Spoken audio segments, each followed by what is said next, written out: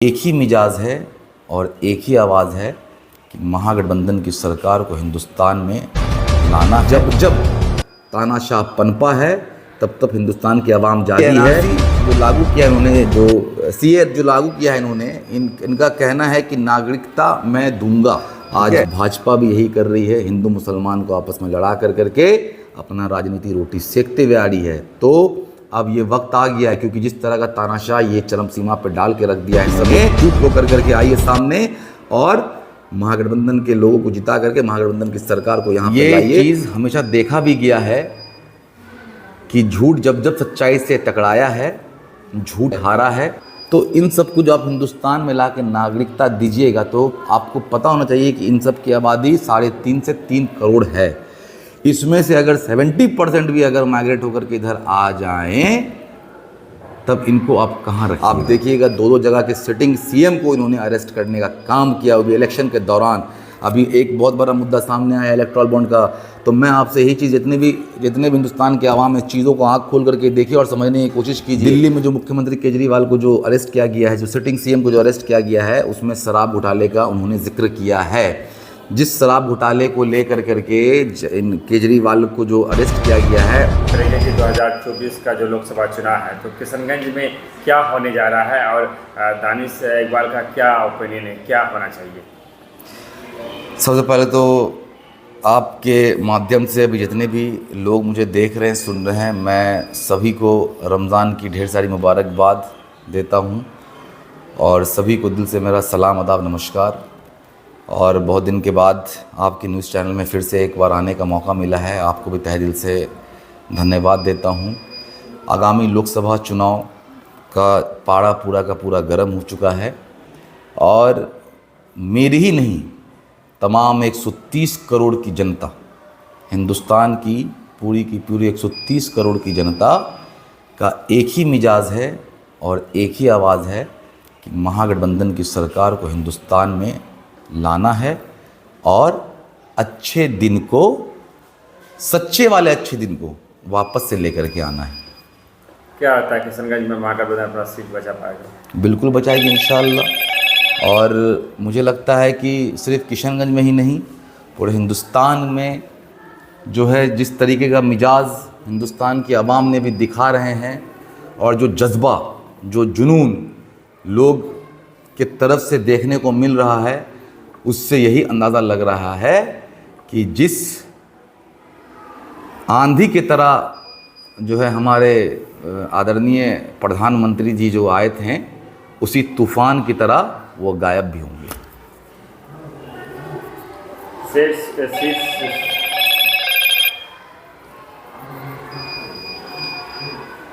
कई सीटों पर बड़ा ही अजीब तरह का फैसला देखने को मिला। उनमें से एक सीट रहा पूर्णिया का पप्पू यादव, जो अपनी पार्टी का विलय करते हैं, उसके बाद फिर राजेंद्र महासंघ को कैंडिडेट बनाता है।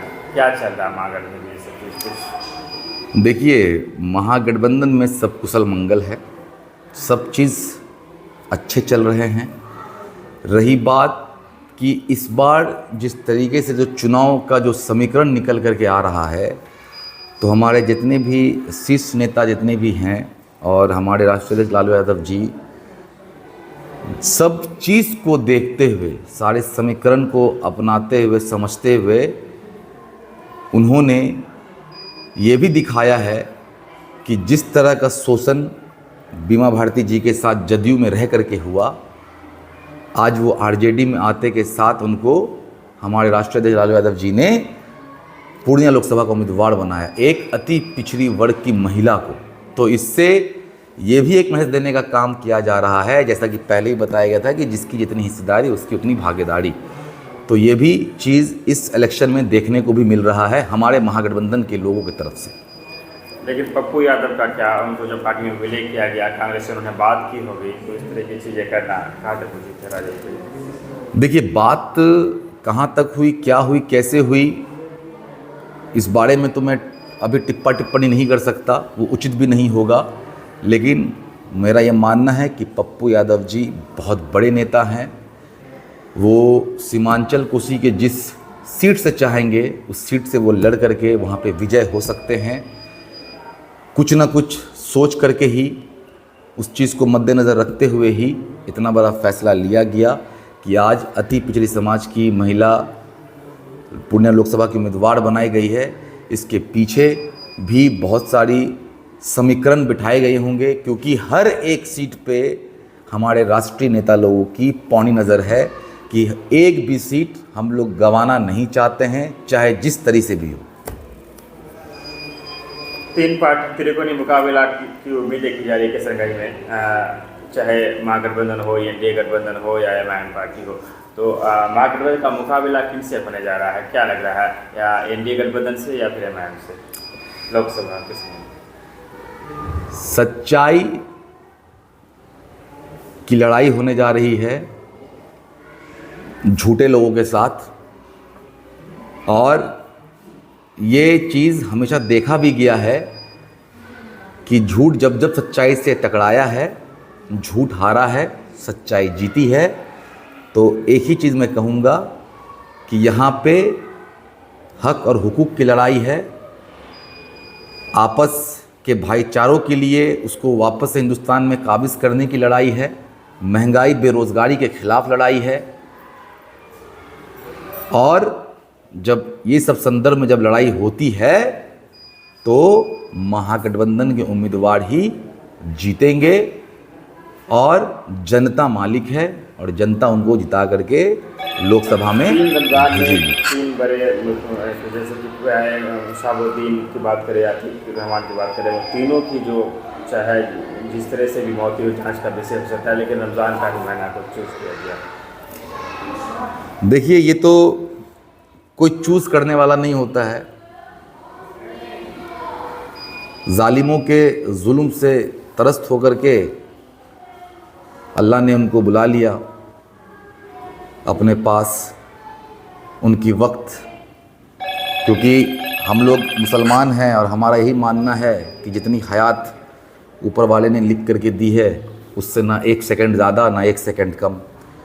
बहरहाल रमज़ान के महीने में ही इत्तफाकन ही देखिए कि शहाबुद्दीन साहब भी रमज़ान के महीने में मरे, अतीक अहमद साहब भी रमज़ान के महीने में मरे, और मुख्तार अंसारी साहब भी रमज़ान के महीने में मरे। अब इनके पीछे क्या मंशा रही है, क्या नहीं है, ये बेहतर खुदा ही जाने। इसमें हम क्या टिप्पणी कर सकते हैं।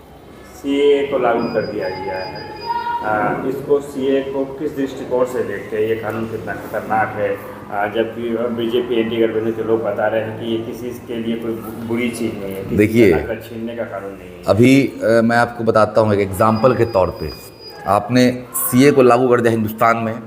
अब एक घर में, इसको समझिए पहले चीज़ों को, अब एक घर में हम लोग 5 लोग पहले से रह रहे हैं, उस 5 में बहुत मुश्किल से 3 जन खा पा रहे हैं, 2 पे अभी भी आफत है।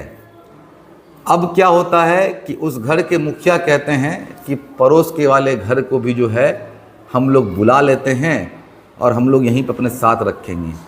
लेकिन इसका ये संदर्भ यही है कि जो घर में जो पहले से जो 2 भूखे लोग रह रहे हैं, तो पहले हम उनके बारे में सोचेंगे कि पहले बाहर से लोग को ला करके यहाँ पर सोचेंगे। अभी आप सोचिए कि अगर ये एनआरसी जो लागू किया इन्होंने, जो सीए जो लागू किया है इन्होंने, इनका कहना है कि नागरिकता मैं दूंगा, ठीक है। हिंदुस्तान में 130 करोड़ जनता है और महंगाई बेरोज़गारी चरम सीमा पे है। अगर आप नेपाल को पकड़ते हैं, श्रीलंका को पकड़ते हैं, अफ़गानिस्तान को पकड़ते हैं, भूटान को पकड़ते हैं, पाकिस्तान को पकड़ते हैं, बांग्लादेश को पकड़ते हैं, यहाँ से जो आप नागरिक लाएंगे अल्पसंख्यक, अल्पसंख्यक का मतलब हो गया हिंदू भी है, सिख भी है, जैन भी है, बौद्ध भी है।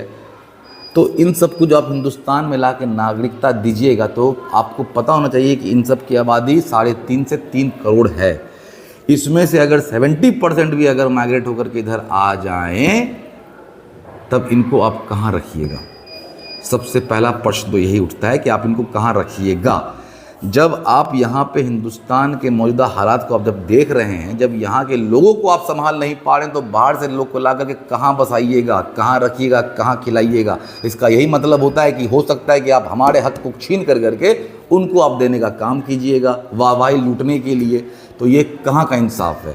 हमारा सिर्फ यही कहना है कि आप नागरिकता दीजिए या लीजिए, वो तो बात की बात है। पहले जो हिंदुस्तान में जो 130 करोड़ आवाम है, ये आपकी प्रथम जिम्मेदारी है।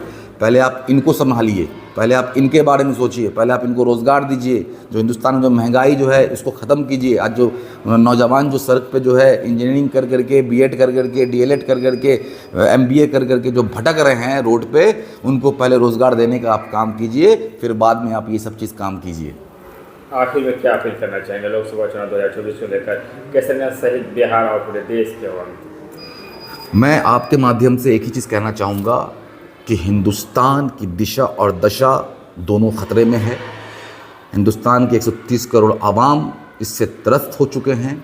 और आप याद कर लीजिएगा कि इससे पहले भी अंग्रेज़ की जब हुकूमत हिंदुस्तान में काबिज़ हुई थी, तो उन्होंने जो चीज़ किया था, आज वही चीज़ ये भी कर रहे हैं। डिवाइड एंड रूल, आपस में लड़ाओ और राज करो।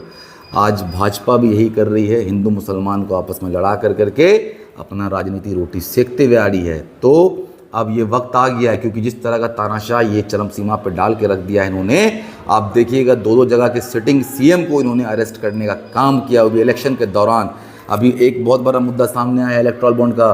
तो मैं आपसे यही चीज़, जितने भी हिंदुस्तान के आवाम इस चीज़ों को आँख खोल करके देखिए और समझने की कोशिश कीजिए। दिल्ली में जो मुख्यमंत्री केजरीवाल को जो अरेस्ट किया गया है, जो सिटिंग सीएम को जो अरेस्ट किया गया है, उसमें शराब घोटाले का उन्होंने जिक्र किया है। जिस शराब घोटाले को लेकर करके केजरीवाल को जो अरेस्ट किया गया है, उसका अभी तक कोई भी तथ्य सामने नहीं आया है, अभी तक उसका कोई भी प्रमाण नहीं निकला है। जिनके बिहाफ पे इन केजरीवाल पे जो एक इल्ज़ाम लगाया गया है, उनकी 6 बार बयान हो चुकी है और 6 बार भी उनका नाम उन्होंने नहीं लिया गया है। और वो 6 महीने से सज़ा याफ्ता थे। उन्होंने 3 करोड़ इलेक्ट्रल बॉन्ड के ज़रिए भाजपा को चंदा दिया और आज वो रिहा भी हो चुके हैं। और जिस तरह से केजरीवाल जी को जो है इस सब चीज़ों में फंसाया गया है, ये साफ दिखा रहा है कि ये वसूली पार्टी है।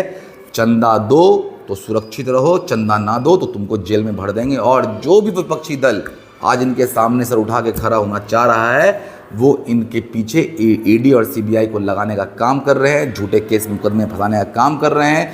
कितने लोगों के इन्होंने, कांग्रेस के, जैसा कि आपने देखा होगा, कांग्रेस के खाते जो है इन्होंने बैंक के खाते को फ्रीज कर दिया गया। ये सब और सब इलेक्शन के दौरान हुआ है। और आपको बता दूं, जब इलेक्शन कमेटी की जो 3 लोगों की जो मेंबर होती है, उसमें से पहले एक ऑलरेडी रिज़ाइन दे चुके हैं और नरेंद्र मोदी जी ने उस नियम को भी चेंज कर करके जो है उनको जो कानून में जो संशोधन कर करके अब उसमें हो गया, जो उसमें जो मेंबर जो होंगे, इलेक्शन कमीशन में जो मेंबर होंगे, वो खुद माननीय प्रधानमंत्री जी होंगे और अमित शाह जी होंगे।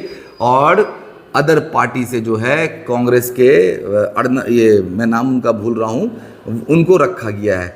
तो उसके बाद आप 4 दिन का वक्त देते हैं, 4 दिन का नहीं, 2 दिन का वक्त देते हैं और 1000 फहरिस्त का लिस्ट आप देते हैं मेंबर इलेक्ट के लिए। और जिसमें कि शॉर्ट लिस्ट किया जाता है कि आपको इसी में से करना है। तो एक आदमी के पास इतना कहाँ से वक्त आ जाएगा कि उतना तेज़ी में वो शॉर्ट लिस्ट कर सके कि मेरा कौन है। तो यहाँ से पूरा ये चीज़ क्या है, ये पूरा मैच फिक्सिंग का है। और इस चीज़ को हिंदुस्तान की आवाम समझे, देखे, क्योंकि जिस तरह का प्रोपेगेंडा, जिस तरह का तानाशाह हिंदुस्तान में नरेंद्र मोदी जी ने ला रखा है, इससे साफ साबित हो रहा है कि हम लोग वापस से अंग्रेज़ काल में चले गए हैं, अंग्रेज़ी हुकूमत में चले गए हैं। तो इससे सबको वापस आना है। और क्योंकि यहाँ पर सिर्फ और सिर्फ नेता कुछ नहीं कर सकते हैं, हिंदुस्तान के 130 करोड़ आवाम को साथ आना होगा, इस चीज़ से लड़ना होगा और हिंदुस्तान में एक अच्छी सरकार लानी होगी। जब जब तानाशाह पनपा है, तब तब हिंदुस्तान की आवाम जागी है। कांग्रेस में जब इंदिरा गांधी जी ने इमरजेंसी का दौर लाया था, तो किस तरीके से बुरी शिकस्त उन्होंने खाई थी, ये सबको भूलना नहीं चाहिए। तो ये चीज़ याद रखना, ये हिंदुस्तान है, लोकतंत्र का देश है। यहाँ पे सब कुछ लोकतांत्रिक तरीके से ही होगा। यहाँ पे तानाशाह का कोई जगह नहीं है। और जिस तरह का माहौल अभी अपनाया जा रहा है, हिंदुस्तान के सारे लोगों को, हिंदू, मुसलमान, सिख, ईसाई, जैन धर्म, बौद्ध धर्म, सब धर्म के, सब प्रांत के, सब जाति समुदाय के लोग को एक साथ आकर करके इसके विरुद्ध में लड़ना होगा और हिंदुस्तान में वापस से वही चैन, अमन, सुकून लाना होगा। मैं आप तब सबसे यही अपील करता हूँ कि सब एकजुट होकर करके आइए सामने और महागठबंधन के लोगों को जिता करके महागठबंधन की सरकार को यहाँ पे लाइए, ताकि हिंदुस्तान में वापस से वही खुशहाली आ जाए। सबको मेरा इसी बात से यही अपील है मेरी। और इसी बात जाते थे सबको मैं फिर से तहे दिल से सबको सलाम आदाब नमस्कार करता हूँ। और जो मेरी ये जो अपील है, आप ज़रूर इसको समझे, सुने और तथ्य को पढ़ के, तथ्य को समझ करके और अपने हिसाब से वोट करें।